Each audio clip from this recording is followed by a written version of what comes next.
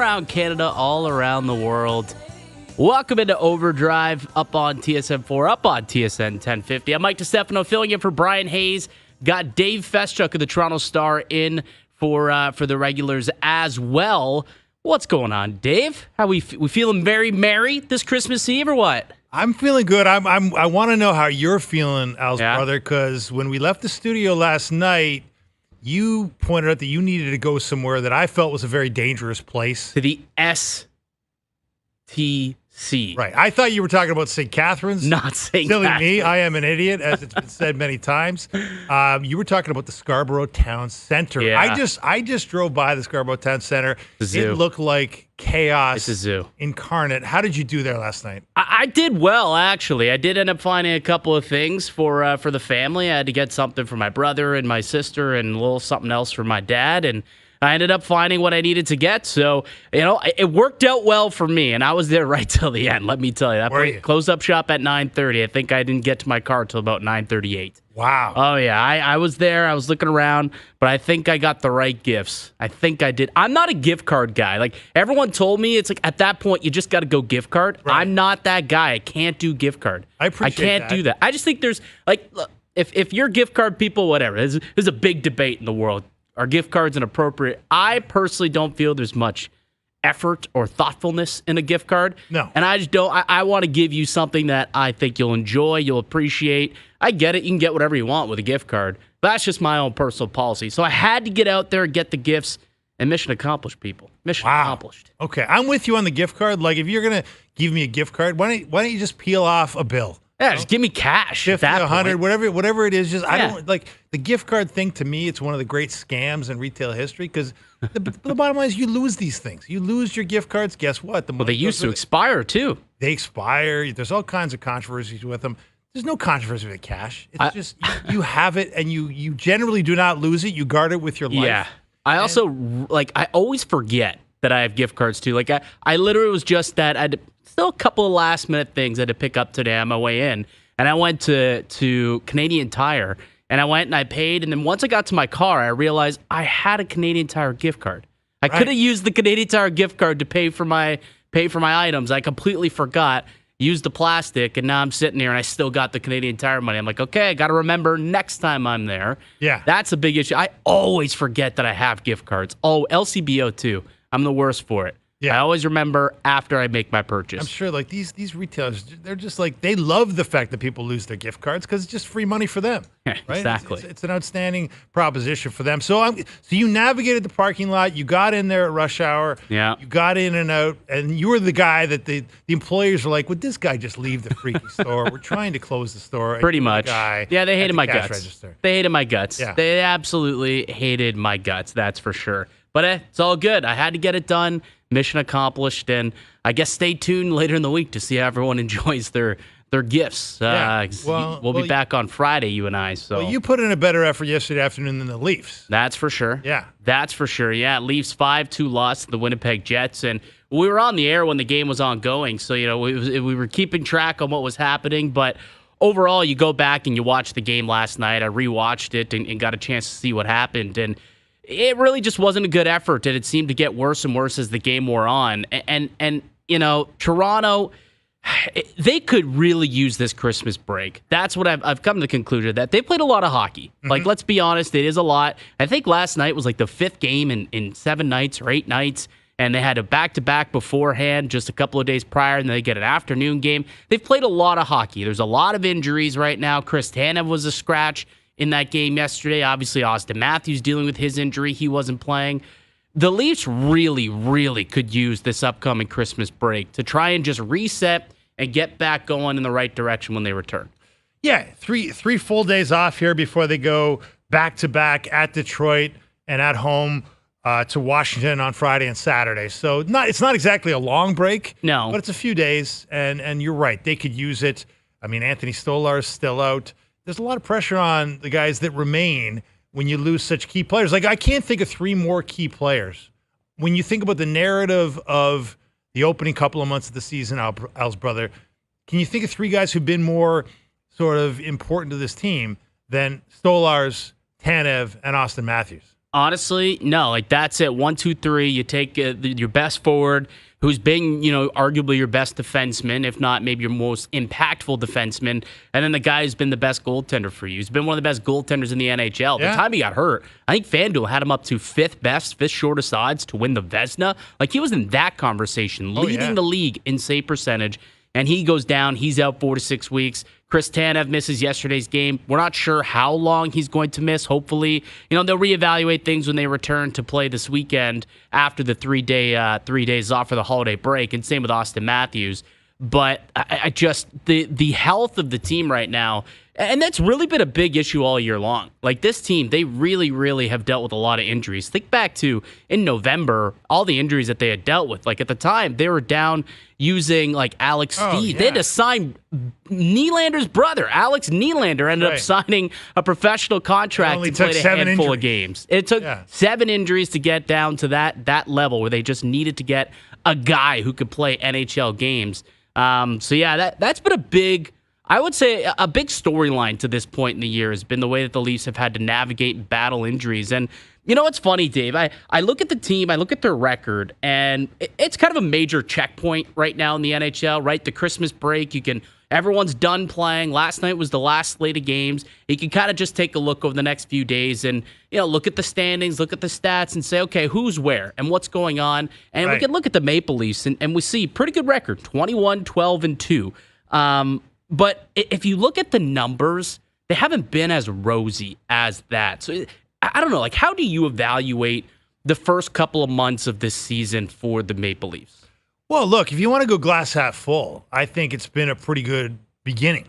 You've got a new coach with a new system and largely the same team. You didn't make a ton of big changes, but you've asked for a drastic change in the style of play. And on top of the fact that you've had the injuries that you just laid out, I mean, you're 10th in the league in points percentage.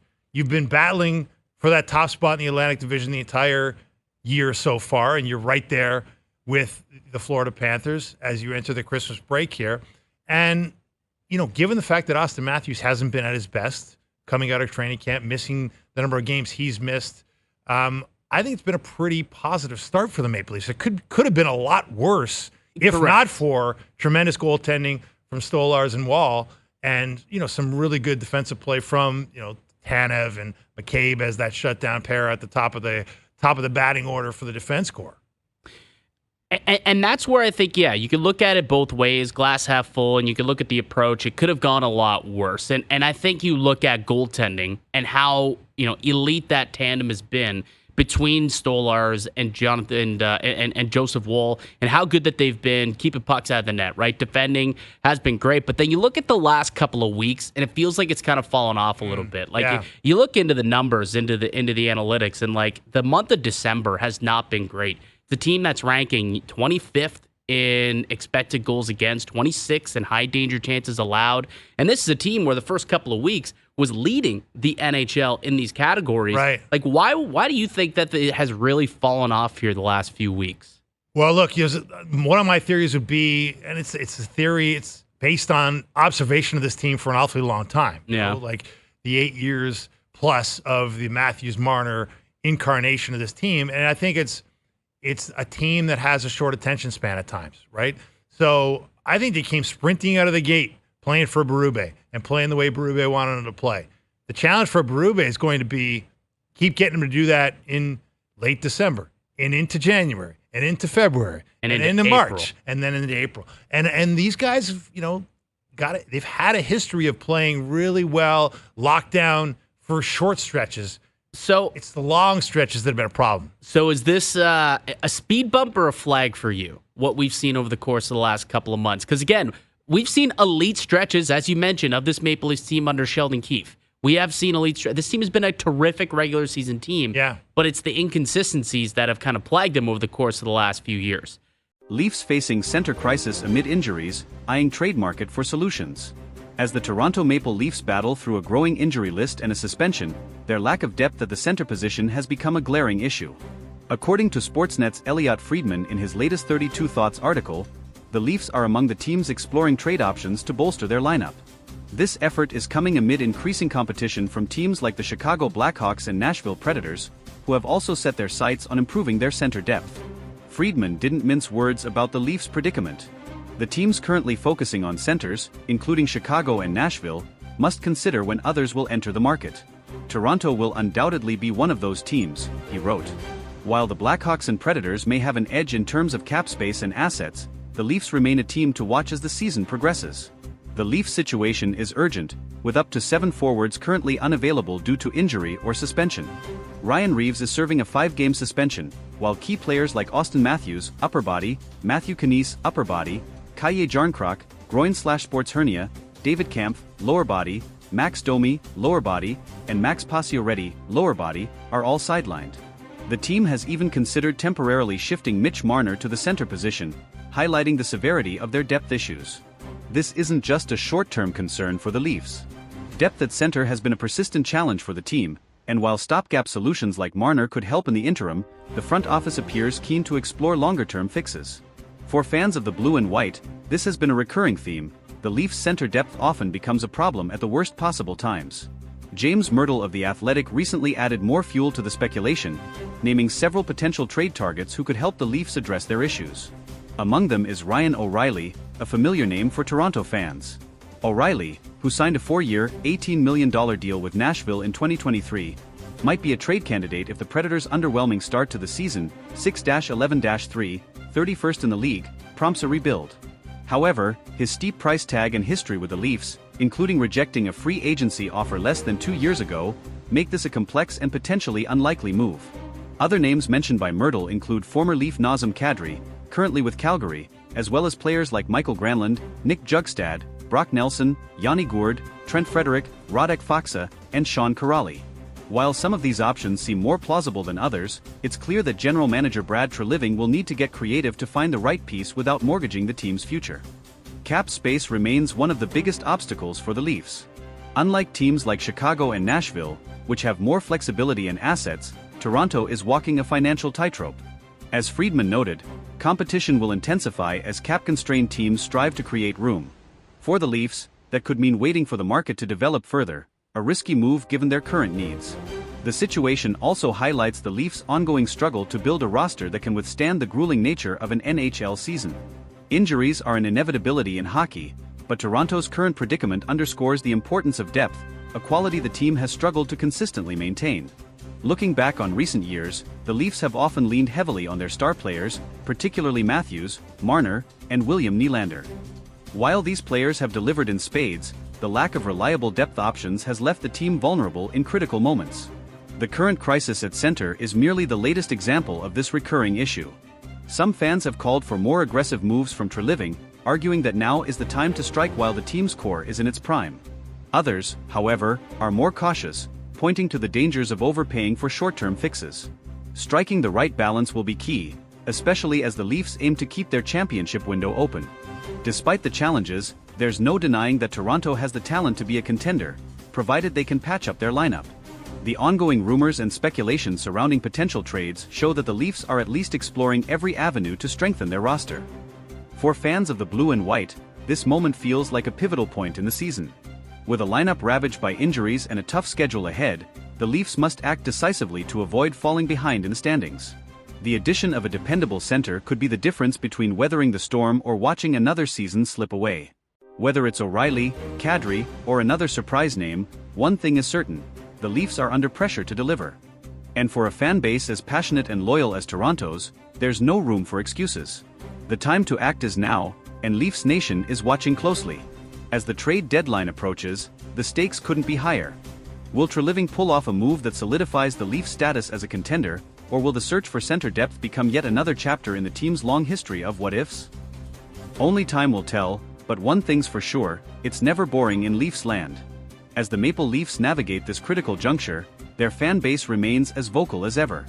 Toronto is a city that breathes hockey, and the pressure on Brad Treliving to make the right moves is immense.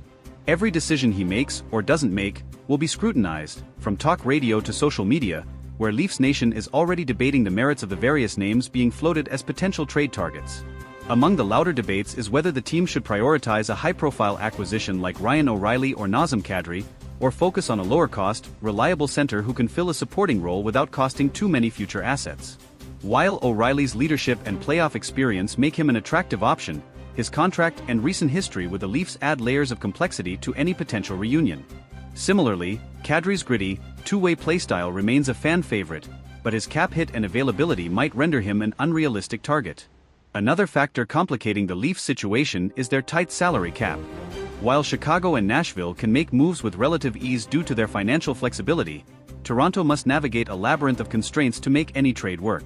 This likely means including salary retention or moving existing contracts to make room, which could drive up the cost of any potential deal. The question then becomes, how much are the Leafs willing to sacrifice to address their immediate needs? One potential trade partner generating buzz is the Seattle Kraken. Yanni Gourde, a dependable two-way center, has been mentioned as a possible target. Gourde's versatility and championship pedigree from his time with Tampa Bay make him an appealing option.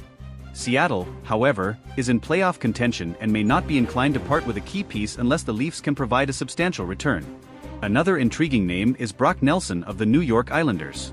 Nelson is a consistent scorer and reliable faceoff-man, qualities that would undoubtedly bolster Toronto's center depth. However, the Islanders are notoriously cautious when it comes to trades, and prying Nelson away would likely require a significant package, including picks or prospects that the Leafs may be hesitant to part with. For all the trade talk, some analysts believe the solution might come from within. Sheldon Keefe has shown a willingness to experiment with his lineup, and players like Pontus Holmberg or Fraser Minton could be given an opportunity to step up. While relying on less experienced players carries risks, it might be the Leafs' only option if the trade market proves too costly or slow to develop. Adding to the Leafs' urgency is the timing. The Atlantic Division remains one of the toughest in the league, with teams like Boston, Florida, and Tampa Bay continuing to dominate. Any prolonged slump could see Toronto slip further down the standings, putting their playoff hopes in jeopardy. For a team with Stanley Cup aspirations, failing to address their weaknesses could have catastrophic consequences. Brad Treliving's history as a general manager suggests he's not afraid to make bold moves. His time with the Calgary Flames was marked by blockbuster trades, including the acquisition of Jonathan Huberdeau and Mackenzie Weegar in the Matthew Tkachuk deal. Leafs fans hope he brings that same decisiveness to Toronto, especially as the trade deadline looms. Beyond the immediate need for a center, this situation underscores a broader issue with the Leafs roster construction. Depth has been a perennial concern, and while Toronto boasts some of the league's top-end talent, their reliance on a handful of stars has left them vulnerable in moments like this.